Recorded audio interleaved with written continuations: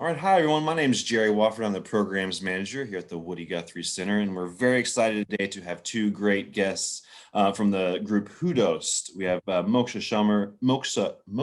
Sommer and Jemal Wade Hines. Thank you all so much Hello. today. Thanks for having us. I'll go by Moksha Shummer from now on. And I know it's not too early here, but it's still the coffee hasn't hit the lips yet. But thank you all for being here, and we're excited to tell folks about a new project that y'all are working on. It's a video and a new song that you all have written and put together and brought a lot of friends along. Just give us a little bit of an idea of what the song is about, and then we'd love to show folks the video that we did, and we can discuss more about that afterward. Yeah, well, I can share just to give you sort of the deeper insight in it.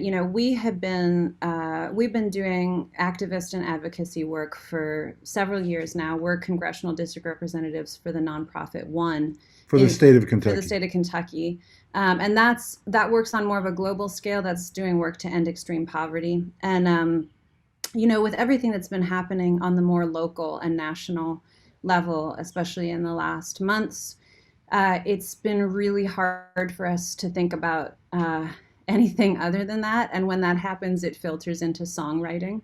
And, one of the questions that was coming up for both of us is like, what is our role in this? Especially having done so much advocacy work over the years, where literally you're giving your voice as a representative for people who are not being heard. We're the ones who generally meet with congressmen and senators on behalf of people living in extreme poverty.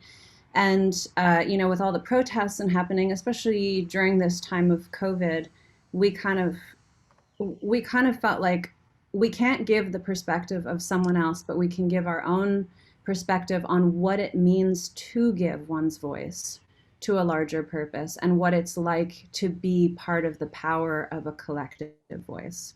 And so this song specifically, we've written songs in the past with Dan Hasseltine, the lead singer of Jars of Clay. Hasseltine. Hasseltine, sorry. It's such a Coffee's not hit her His lips yet coffee either. hasn't hit me either.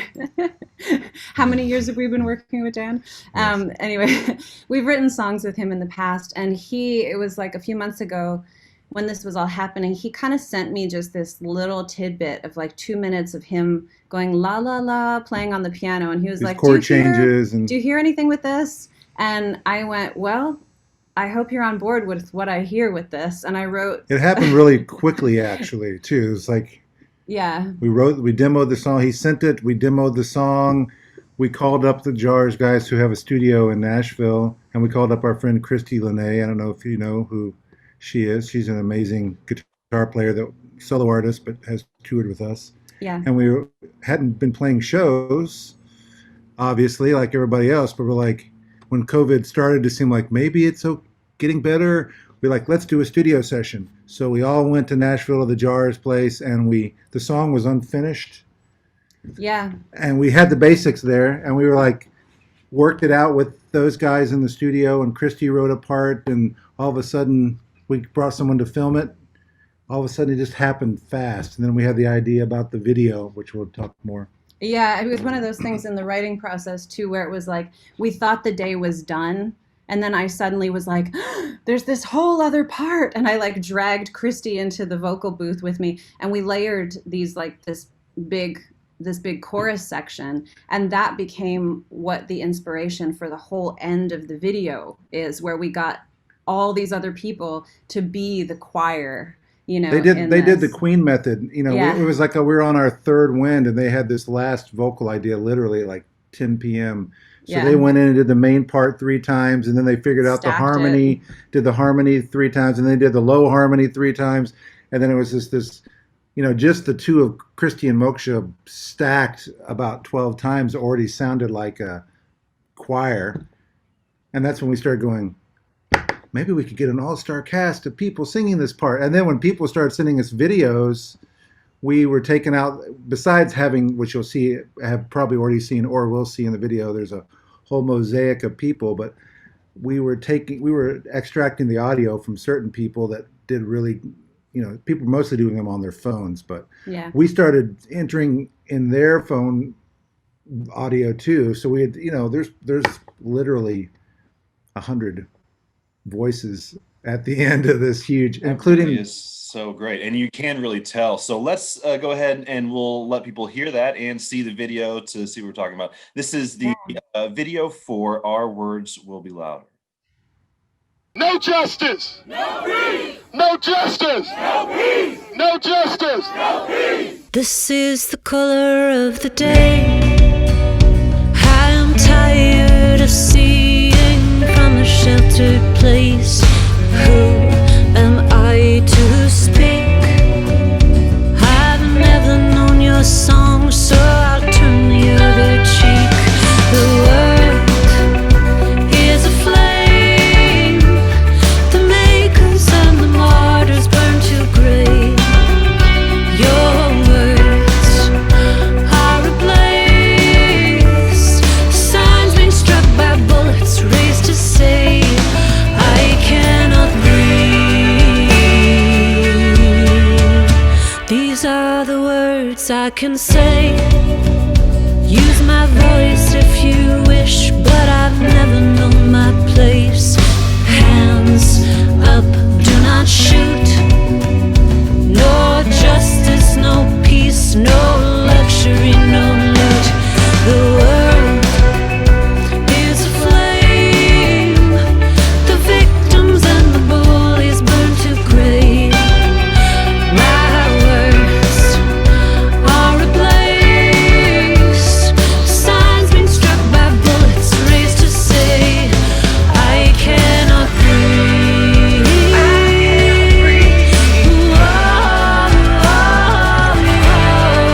I cannot breathe. I can't breathe.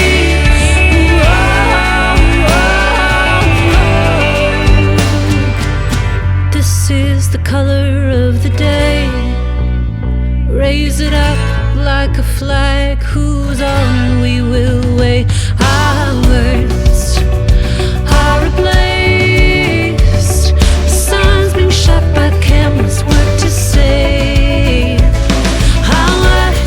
Our words will be louder, above and beyond the armor. Our words will have power, above and beyond the armor. Our words will ring louder than their guns. I'm gonna breathe.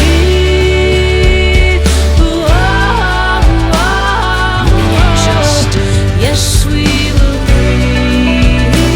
No justice. No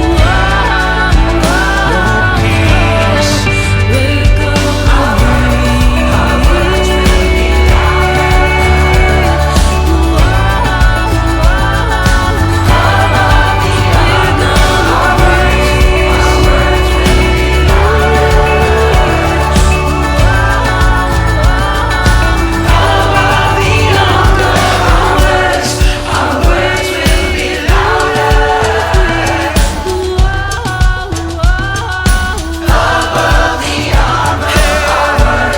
Our words will be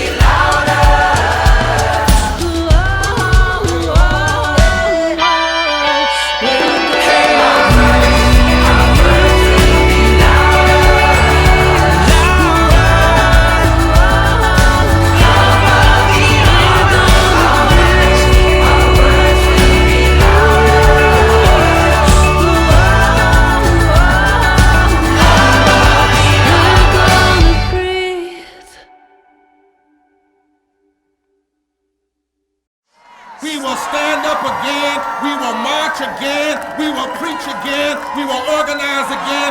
We are black, we are white, we are Latino, we are Native American, we are Democrat, we are Republican, we are independent, we are people of faith, we are people not of faith, we are natives and immigrants, we are business leaders and workers and unemployed, we are doctors and the uninsured, we are gay, we are straight, we are students, we are parents, we are retirees. We are America, and we're here, and we ain't going nowhere. Well, that sounded and looked great. I love that video. I love the song too, but really, I love just how many people you all were able to be a part of this video and contribute literally their voices to it.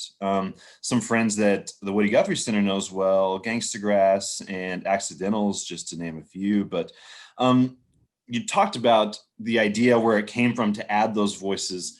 What was the reception like when you went out and started to ask the people that you had thought of, and how did you come up with the list of people even to consider? Well, I will say that how responsive our friends were to this request was really moving to me. That there was like this general inspiration and desire to be part of something that was giving this kind of voice. And, that's I feel like if we didn't have this kind of creative inspiration and drive to create social change in this time, that I'd probably be going a little bit nutty. So having that kind of response in our community of artists and activists is really, a very moving thing to me. And the people that we wanted to have involved are people who are already, to greater and lesser degrees, activists in their own right. Whether it's through, because some of the people in there are people that we've met through doing the actual nonprofit work that we do. So there are some people in that chorus that are not musicians, but that are people we wanted to, include in it. And then a lot of them are obviously musicians, but who are people who are speaking up as well through You this notice time. the puppet that's in there. That's Kevin Clash, who is, he Elmo from Sesame Street, and many other. He was working with Jim Henson for many years, and his first gig with Jim Henson was on Labyrinth when he was like 18 years old or something like that. So I've been friends with him for a number of years. So And what's That's cool is that puppet specifically, he's an activist puppet. it's an activist puppet. And this is his debut performance in this He's music working on a video. Black Lives Matter themed puppet thing. So Yeah. that's great. So we have all kinds of folks in this video yes, contributing, literally contributing their voices, which I think adds so much just to the idea of the song, which is our words will be louder.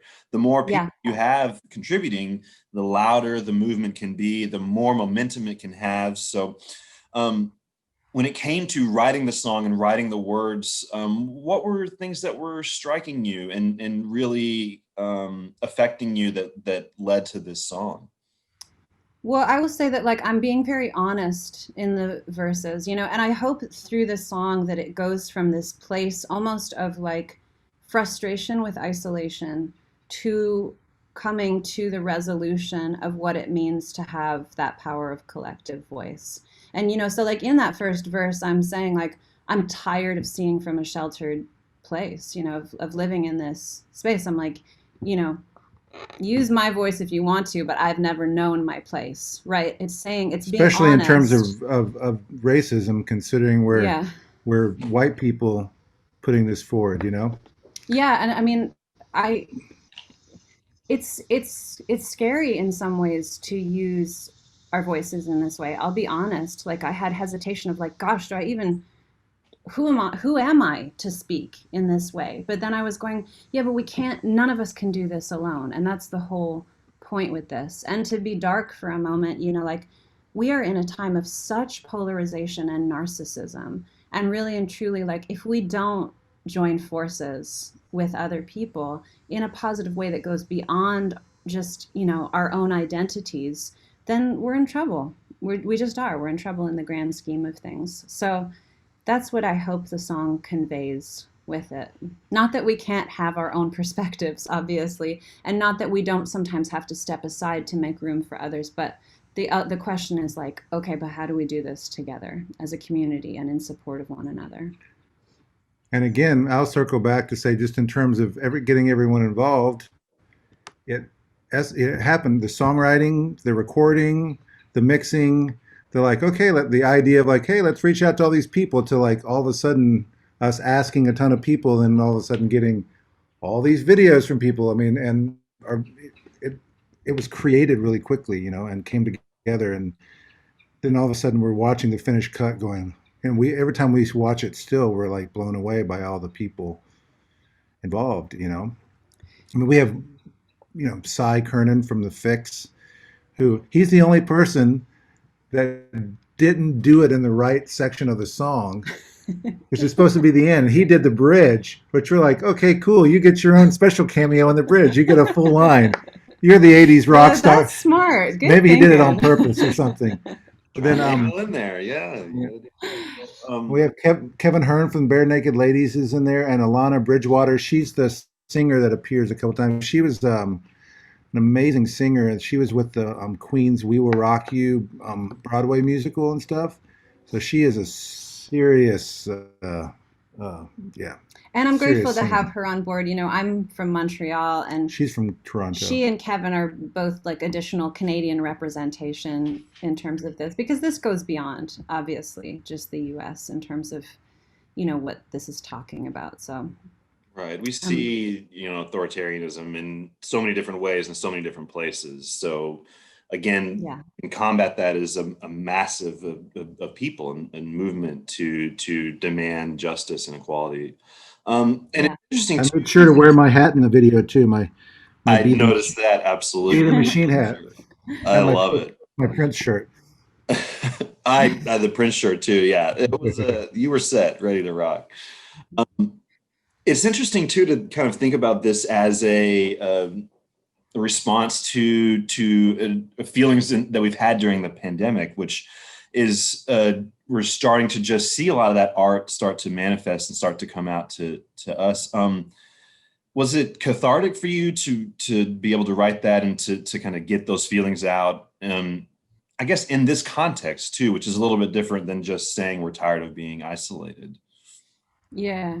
Oh, yeah. I mean, I will say that, like, we were supposed to be touring all over North America. We were supposed to be touring in Europe, and right now we were supposed to be in Africa. And it's a weird thing to not have that place of performance and being with people and having that direct contact and, being able to give voice to our thoughts and emotions through music, but also in real time interaction with people. And I think we and many other artists' adjustment to that is to go into a space of like, okay, how do we adapt? How do we create? I mean, some of the best artwork over time has come from these spaces where there are limitations and people are adjusting and working in ways that they haven't previously. And so we felt, especially with not being able to voice our thoughts in the performance context, we were like, okay, then I feel like we need to be even more honest in our songwriting and what we're doing with this. We have almost an entire record Yeah. written and recorded. And gosh, so many of our other friends who are in in music and the arts are producing just astonishing Like work. the Accidentals, they have a new single that just came out as well, and they've been, Yeah. speaking up for early voting, and they've, really are stepping up with the activism. And Gangster Grass too. They've been doing amazing stuff with this as well. And a lot of the people in the video are, like their work is awesome right now too. So Especially like, It's I got to don't know, be we haven't- encouraging to see that and to kind of see the words of your song. Like you can almost see it coming together and singing about kind of all of this action and activism coming together to really make an impact and Yeah. try to get those voices out there. yeah. that's one of the reasons we chose the Poor People's Campaign, who the single's benefiting, to work alongside with. And as you saw, Reverend William J. Barber II shows up at the end with his speech. I don't know how much you know about him and the Poor People's Campaign, but I mean, they're working on lots of local levels, helping people get out to vote, doing poll monitoring, driving people to the polls. I mean, speaking out against, voter suppression and racism and all those kind of things. They're Yeah, racial being and the machine. economic division in relation to voting, especially, I mean, that's a huge part of what they're working on right now. And so we did quite a bit of research before deciding which organization we wanted to give all the proceeds to. And and he's we've awesome. been quite Reverend moved by Barber. their work. So And it is quite extensive, and I'm glad that y'all brought that up. That was the next thing we wanted to talk about, was just the extensive collaboration between you all and the Poor People's Campaign. Um, what was kind of their reception like when they heard the song and they heard your ideas and what you all were hoping to do with the music? How did they kind of react or feel or react to the music itself?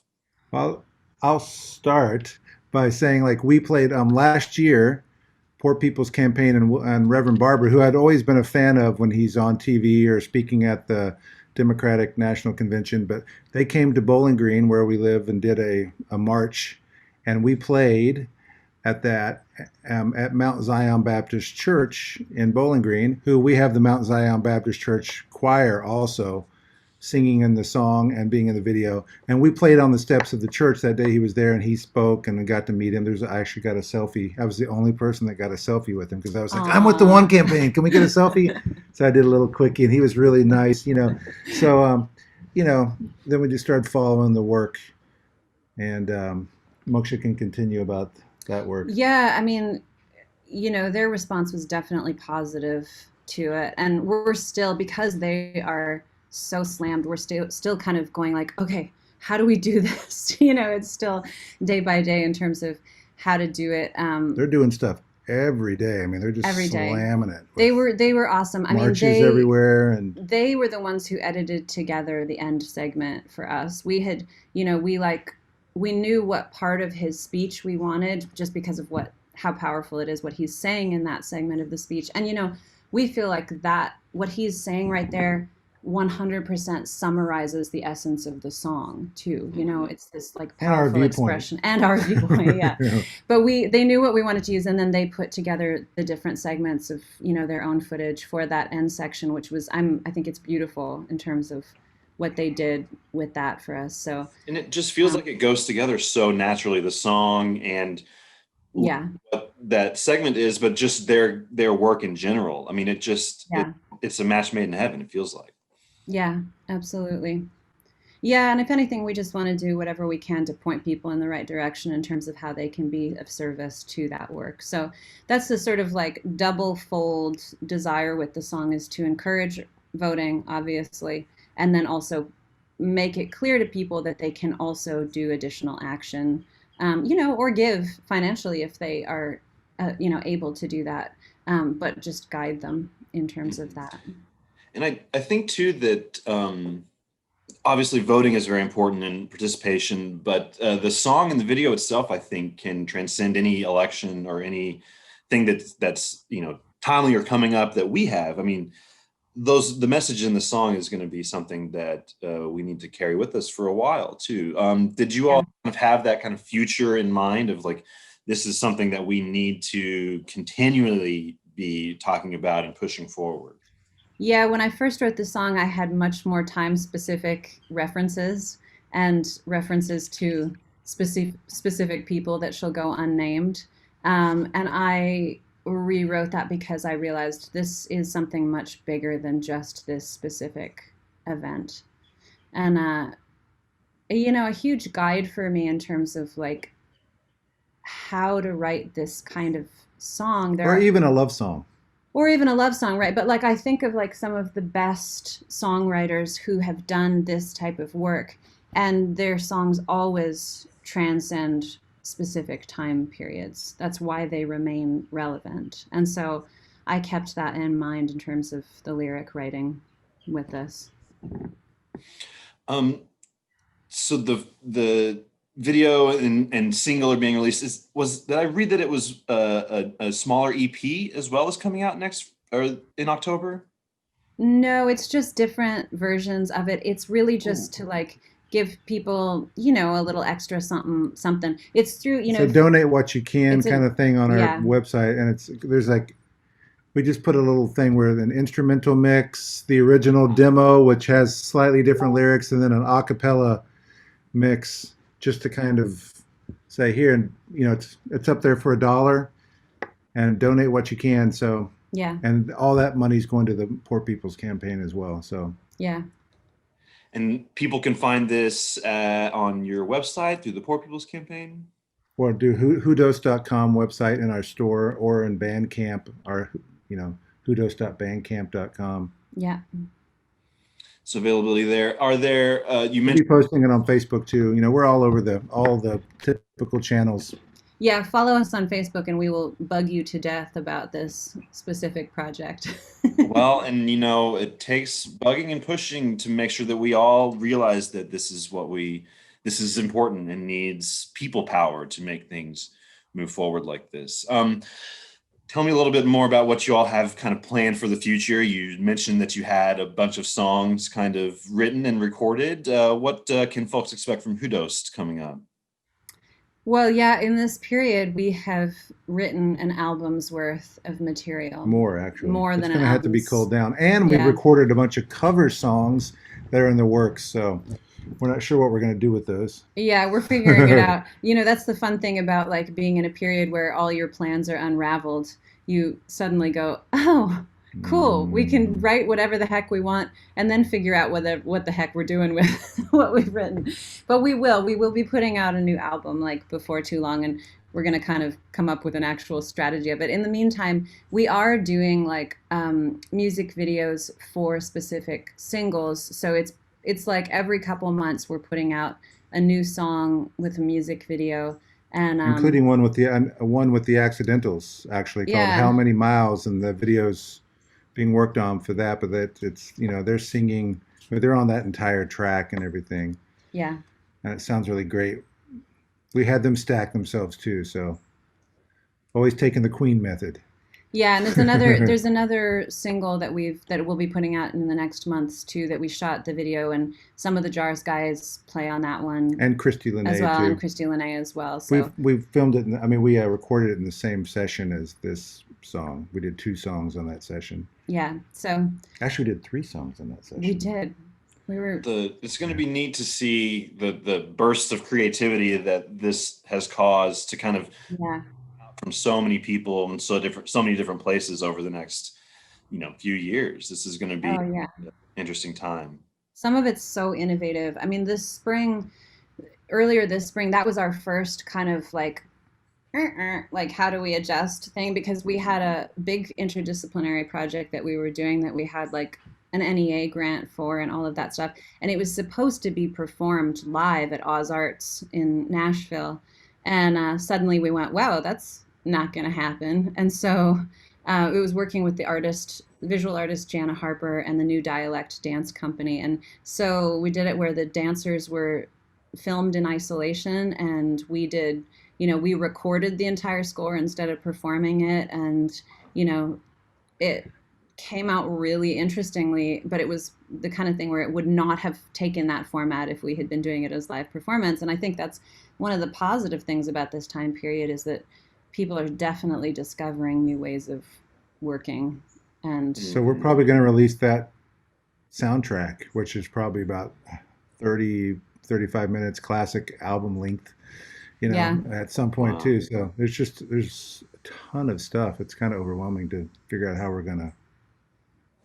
yeah, We'll do a deluxe. If you can probably tell, I'm an old school guy. I like vinyl and deluxe editions and B-sides, and you know, I want to do like a double vinyl with the second one being a cover song, and then maybe a 10-inch of the soundtrack. Cost Well, us a lot of fun $50. stuff to tour on eventually when we get to that point. oh yeah, yeah, we got to figure out how to perform some of this new weird stuff live too. So, yeah. That'll be a readjustment too. A lot of fun challenges, and you know, I think y'all have a good start with the video and what's coming out and the music that you all are working on, and pointing it in the direction of the People's Campaign, which is such a important movement for all of us to contribute to. Yeah, well, thank you. hopefully, you know, we're wishing everyone an extremely boring and uneventful Thanksgiving and Christmas. Yes, we are. Like no drama. Like let's just hope everything is okay after the election, and we're just like, wow, nothing is happening, nothing's blowing up. Well, let's Great. just hope we can all maybe get together and sing this song together. That would be Oh, that would be Yes. amazing. a nice I have place. visions of actually singing this with crowds of people Yeah. sometime. No. And we can Someday. around New Year's we can do Yeah. hashtag make politics boring again. Please, please. Well, thank you all so much for your time. Thank you for your work. Thank you for the video and the activism and the work that you are doing beyond music. You know, it's tough right now, but we all see all of us doing these things, and it's got to be encouraging to know that we're all behind each other and making these things happen. Oh man, we couldn't Yes. do it if it wasn't for community support in all of this. We are grateful to you guys. We are being the machine. Keep showing my hat. We all got to do. We all got to do it. Well, thank you all so much. I appreciate it. Again, HuDost's through your website, through your Facebooks and social medias, and people can find all this music. So, thank you all so much, and we'll. Thank you so much. Thank you.